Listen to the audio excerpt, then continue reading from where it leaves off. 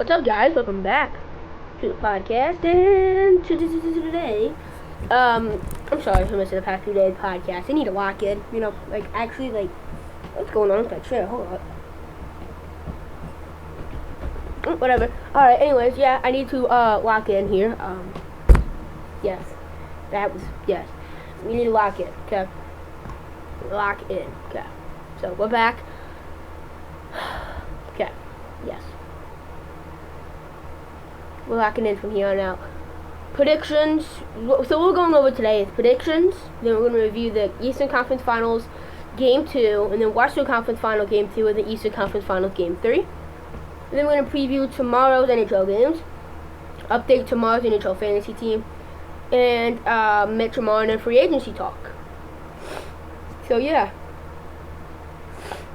Shout out to do, and then I got a couple of things to talk about.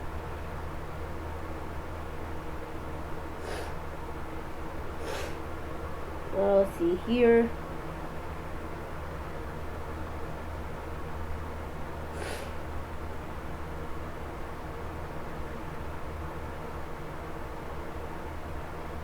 Alright.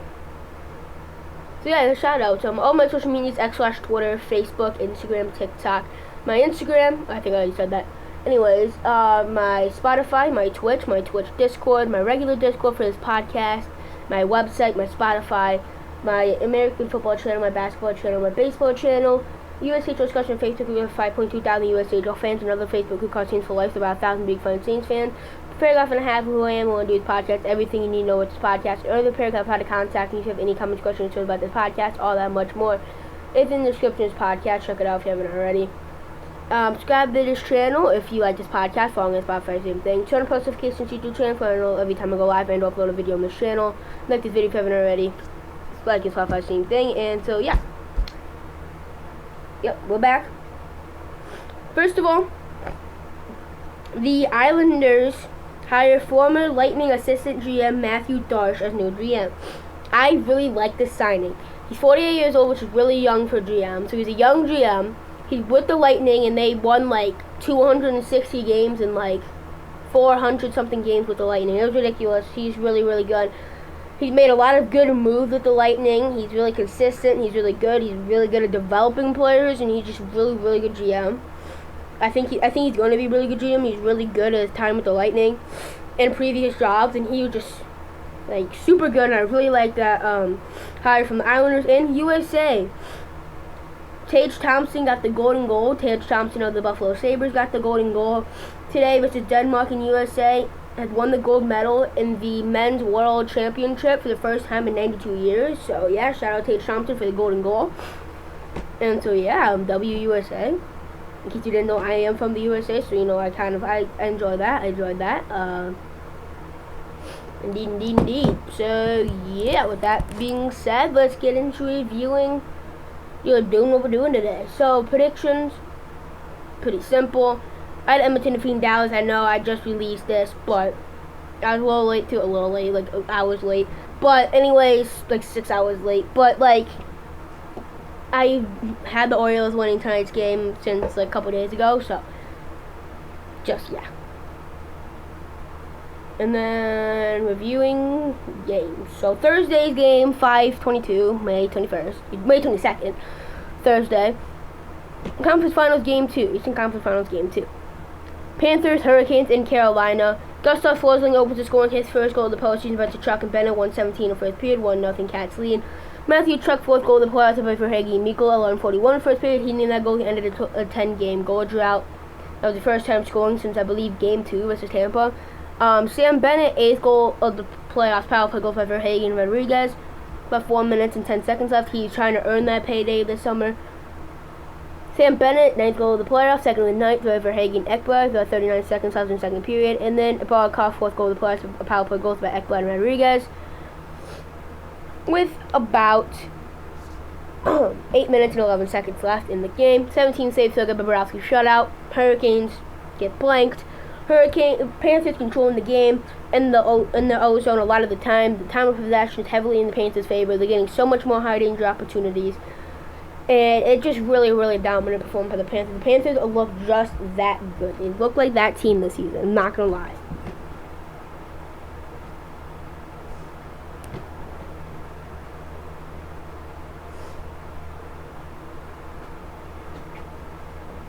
They look like that team this season. It looks really, really scary. So yeah, Friday. But yeah, like, they look like they're genuinely going to run through the East for the next 5 to 7 seasons, and it's genuinely scary. And Friday, May 23rd, we got the Oilers and the Stars game 2. Oilers, the shots at 25 apiece, but the Oilers really controlled the pace of the game. They controlled the pace of the game. They controlled what happened in the game. Like, they were controlling the puck during the whole game, basically. But early on, less than 6 minutes into the game, Nugent Hopkins finds himself wide open backdoor. The puck just falls on his tape. He has an easy backdoor tap in with nobody in the net.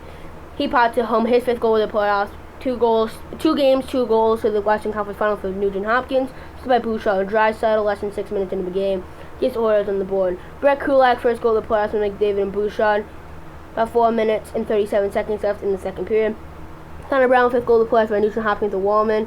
But 3 minutes and 24 seconds left. That's the last goal of the game. 25 saves, Stuart Skinner shutouts. Stuart Skinner, he either gets a shutout every game, or the game that he didn't get a shutout, he has an .833 save percentage or less. So it's either really good or really bad for Stuart Skinner.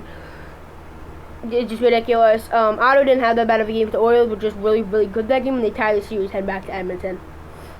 So, Edmonton's looking really good. They looked really, really dominant 5-on-5 for the first 2 games, and the Stars didn't have an answer for the Oilers besides when they won on the power play. It's really the only time they ever had an answer for the Oilers. Saturday's game, so yesterday's game at the time of recording, the Saturday, May 24th game, Hurricanes and the Panthers, game number 3.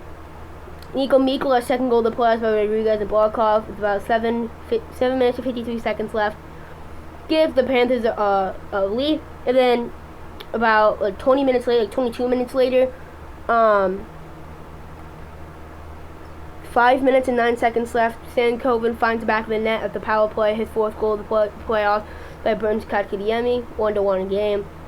Jesper Bohlqvist, 2nd goal of the playoffs by Rodriguez, and Ekblad, 129 in the 3rd period. He finds some room, does a beautiful move, beats Kochetkov 5-hole, 2-1 game.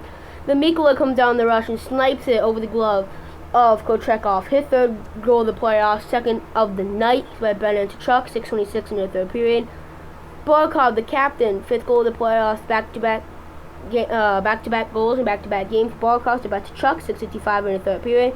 And right back, Barkov is 2nd of the night, 6th of the playoffs, 3 goals in the last 2 games. His by Jesper Bohlqvist, 9:31 in the 3rd period. Then about a minute later, Marchand, 4th goal of the playoffs by Lundell Bohlqvist, 6-1. And then, with about 8 minutes and 59 seconds left, Seth Jarvis, 5th goal of the playoffs, Alfred goes by Stan Coven Aho. Gets one for the Hurricanes late, doesn't really matter, too little too late, 23 saves and 25 shots in for Bobrovsky. He stays red hot right now as the Panthers look scary, dude. This team is so complete. Their entire forward court is phenomenal. Their depth is incredible. Their star power is incredible. Their defense structure, Mikkola stepping up. They have like 7 defensemen that scored at least 1 goal this playoffs. That's like tied for the most in Stanley Cup history, I'm pretty sure. The defense is great defensively and offensively. The way the defensemen join the rush, unlike any other, is ridiculous. And Bobrovsky's like the hottest goalie in the league. Him and Skinner is actually pretty hot right now, but those two are red hot right now. And the Panthers look scary, dude. And they look like they're going to dominate the East for at least the next 5 seasons. And it's like really scary. The way this team was built from scratch, dude. This team was built from scratch. They had the problem in the 2022 season. They won the President's Trophy, but got past the first round barely, and they got swept by the Lightning in the second round. They went out that offseason, traded Uyghur and Jonathan Huberdeau. Jonathan Huberdeau is one of the greatest Florida Panthers of all time. They traded him and Uyghur, who's a very good defenseman, out for Matthew Tkachuk. Big move. A lot of people thought the Flames actually won that trade. Tkachuk came in. They picked up people like Eetu Luostarinen for basically nothing. Sam Ryan in a phenomenal trade. Absolute fleece from Buffalo. They had Barkov. They drafted Barkov. They had Verhaeghe. I'm pretty sure they had Verhaeghe. I'm not sure. They got Bennett. They really, let's see who else they got. They got Ekblad as well. They drafted Ekblad. And they just really built this team from scratch. And they ended up getting Sergei Bobrovsky from the Blue Jackets as well. So they built this team from scratch. And they built up. And now it's perfect age group. The window of like 5 to 7 years. And they're super dominant. That's what it came down to. They built the team from scratch. And they built it perfectly. And it's so incredible what they're able to do right now. Simply, it's absolutely phenomenal. We look at tomorrow's game. Hurricanes, Panthers, Game 4. If you look at this one, I mean, really, the Panthers dominated games 1, 2, and 3. Hurricanes don't have an answer. If you look at Rod Brind'Amour in the press conference after Game 3, he called out their star players. And he said, you know, our 4 rookies can't be our best players every night. And then he also said Jordan Starr and Marner can't be our best players every night. It's unacceptable, and we need to. So there's some players that didn't step up that don't step up during this time of the year and need to. He called out the star players. I expect a big response from players like Aho, Snetchikov, Jarvis, those guys, top of the block top of the food chain right now. Slavin even needs to step up when it comes to offense. Those star players need to step up for the Hurricanes and fast. I say you start Kochekov. He played phenomenal through the first 40 minutes, and then I wouldn't say phenomenal, but did really good for the opportunities that he was given. And then during the third period, the floodgates got broken open, and he let up 5. Definitely not his fault. The Hurricane just broke down, multiple mistakes, and shocked themselves on the floor. Brind'Amour said that as well. But the Panthers look so deep. Their depth, the star power, their depth, that everybody just stepping up at a big time. The defense can score and play great defense. Defensive depth is something that I didn't, coming into the season, was kind of questioning on about the Panthers since they lost OEL and Brandon Montour, but has been phenomenal. And Bobrovsky, one of, if not the hottest tendies in the NHL right now, and their team looks really scary right now, and they have a chance to sweep the Hurricanes yet again in the conference finals at home on home ice. Yeah. Go back here to it, ready to review tomorrow's game. Today's game. Let's see. Update tomorrow's fantasy team. Yep, that's what we're doing.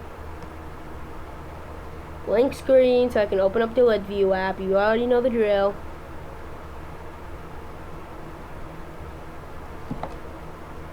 Let me open up the app.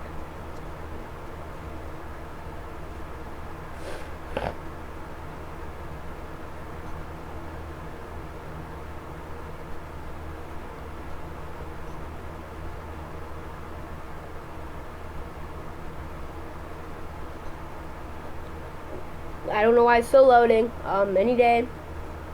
Any day. Any day. Okay, guess not today. Guess not this year. I might have to wait another 6 years. Okay, I just started reloading it. We'll see. We'll see. We'll see. Okay, it loaded. It loaded. Good. Good. Good. Good. Share my screen. Select broadcast. Start broadcast.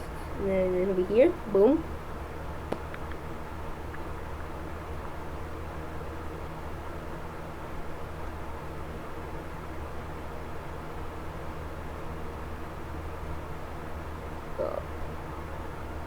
Show screen regular so you don't get blocked by the. Okay. Position changes. Inbox. Hold up.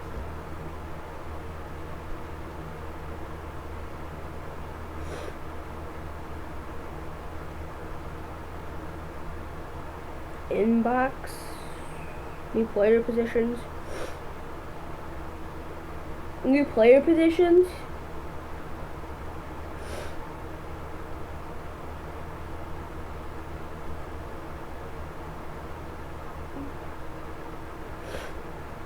They just updated the player positions. Alright, we're good. Okay. Okay. Let's open up the daily pack before we set up tomorrow's team. Daily pack.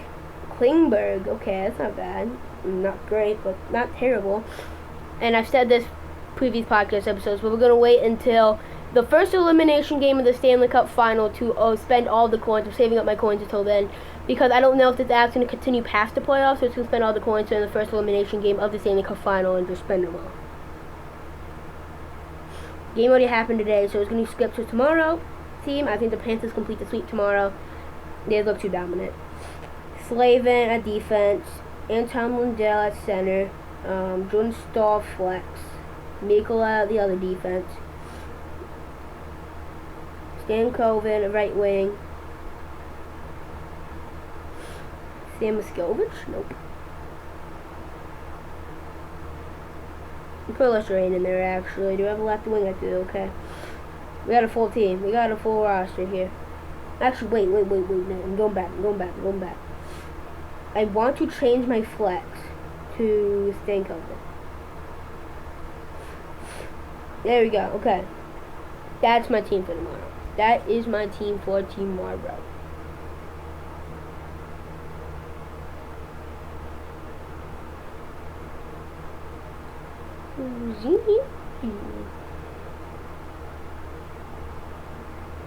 There you go. Boom, boom. Okay. So. Yeah, let's go talk about Mitch Marner. Let's see. So, here's my thought. Here's my thought about Marner. I'm going to use puckpedia.com for the salary cap stuff. So this is puckpedia.com, this website, okay? puckpedia.com. Puckpedia.com. So, okay. You search a Puckpedia should be the first thing, but to get it directly to a Puckpedia.com. So, yes. So, like, my two teams that I'm really keeping my eyes on, I've already said this in the past, but it's Carolina and the Mammoth, okay? Some people are throwing out teams like the Knights. I mean, that's very possible. I don't know if they really have the salary cap to do. I mean, yeah, I think they do, actually. I'm not sure, but yeah, let's look at Carolina, because I think Carolina is one of those teams that I said coming into the conference finals, I said that if the Hurricanes lose because the star players don't show up like they have been for the past, 10 seasons, I feel like, for 5 seasons. Let's say, for the past 5-7 seasons, they haven't been winning because of their star players. And I said if they lose again because of that, their odds of trying to go out and get Marner improve. So, get what I'm saying there? So, I don't even know if you guys can hear me. I mean, I know you can, but okay, there you go. But, yeah. So, if the Hurricanes, I see coming into the conference finals, if the Hurricanes lose again because of the star players don't show up, the odds of getting Marner go up and up and up. And you know why they've been losing? I mean, for a multitude of reasons. But one of the reasons is because the star players have refused to show up this series. So, my train of thought stays the same. I think that the Hurricanes, what they should do this offseason is go out and get Mitch Marner. Because we know that Hurricanes need big changers. We know that, okay? We know that. They don't have any notable UFAs. They all can sign them for a combined 4 or 5 million, so they still have 23 million left over. If you look right here, they're projected to have $28,415,958. So about $28 million, okay, to spend this free agency. Mitch Marner can ask for probably about an 8x13. You can probably give him an 8x13.5 if you want to make sure he comes over to you guys. The thing with Marner is I think he needs a scenery change. I think most places that he'll go now, he will have success in the playoffs. I think that's the thing with Marner. I think if wherever team he goes to, he's going to show up big time. I think. So I think the Hurricanes need a superstar and they need big changes. They go out and get Marner for 8x13 or 8x13.5, whatever. I would sign him for 8x13. I don't know about 8.13. 8x13.5. That's a lot. But that's only 0.5 less than Draisaitl right now. But 8x13, I would say go out, get Mitch Marner, and bring him in, and get that superstar that you need for the playoffs. Okay? You can go on and spend the rest of your money on, I don't know. I don't really know who else you should get. But somebody else, if you want, and just go spend your money, right? Get Marner, that's your big thing. Because if you're the Hurricanes, your goal is to get Marner this offseason. You want Mitch Marner. And if you're, so that's what's in it for the Hurricanes. Is big change, superstar. There you go. For Marner, you're on a cup contender. Okay, that's for sure. Because you're on a cup contending team. Carolina is not a bad place. And the reason why he didn't go there the first time when Mikko Rantanen was offered, because again, I said it before, but his wife was pregnant, so he couldn't really go there. So, now he can. He's not in that situation. So, I mean, he would be the most hated person in Toronto, but because they could have had Rantanen and he would have been in Carolina anyway, but they could have had Rantanen. But just saying, that's a very possible. It's very, very possible. Okay, and if you're the Hurricanes, I think you try to go get Marner. Okay, that's the second team that I think might get Marner, behind the team that I do believe gonna get Marner. The team I believe gonna get Marner is the Mammoth.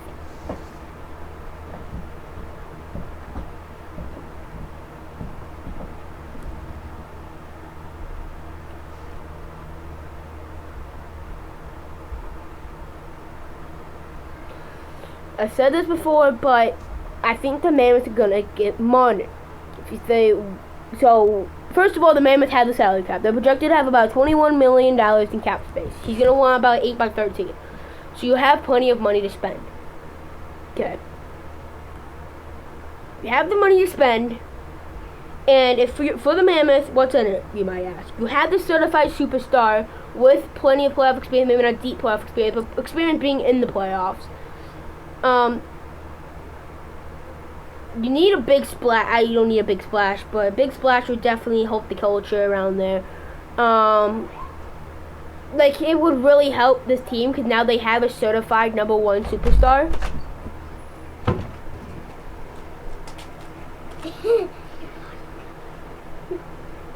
So yeah, they got the #1 superstar, and a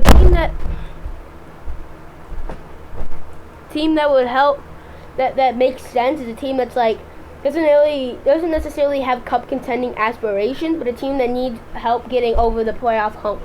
And I think the Mammoth fits that perfectly. What's in it for Marner, you may ask? First of all, they don't have cup contending aspirations, so he has a little bit less pressure on him. It's a much smaller market, so he doesn't have as much pressure on him. Utah is a pretty nice place to live too. The Mammoth has a very young core that fits Marner, and Marner fits the Mammoth window, by the way, too. But they have a very young team that he can grow to get in Utah with. They have a great fan base. They have very young talent. They're like Logan Cooley, Dylan Gunther, Clayton Keller, those guys. And he has a lot of pressure on them, too. I mean, there's many things that go with Marner. Why I can go get him in for the Mammoth, and it just makes sense because he can get them over the hump. So my prediction for Marner is that he signs with the Utah Mammoth. My second team that I think he would sign with is the Hurricanes. I'm going to take a look at the Knights because people are throwing the Knights out there, and I'm going to take a look at it and just see like if it's a possibility.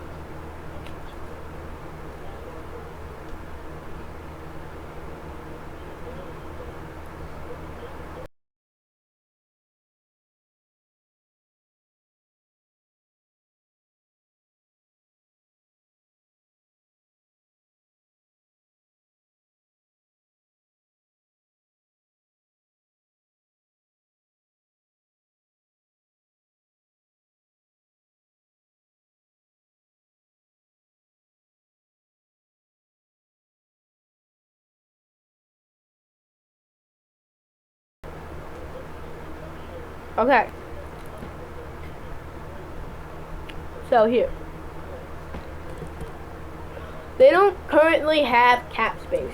But the thing that everybody's also throwing around to create cap space is to go trade Alex Pietrangelo to the Leafs.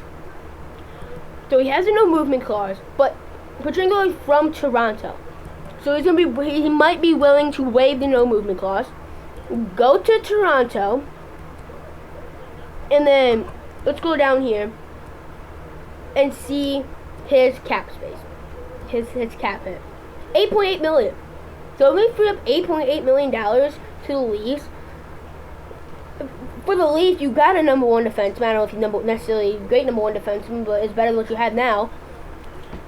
And it's a hometown boy. For the Knights, obviously, you free up cap space. You got that contract off your books. He's definitely not worth that contract anymore. And then you can go with that extra $8.8 million. $8.8 million plus 9 is about almost $18 million.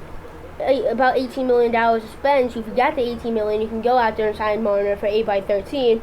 And there you go. You got the superstar to go with Eichel for his contract season. So yeah, Yeah, that's what really what I'm talking about Marner is. Who I think is going to go to, possibilities. The team that I think is going to go to is the Mammoth. Second team I'm thinking might go to is the Hurricanes. And the third one might honestly be the Knights. The Wild might get them. They have like $20 million in cap space to use, and they said that they're going to be very active this off season. So it's a possibility that the Wild go out and get them. It makes sense.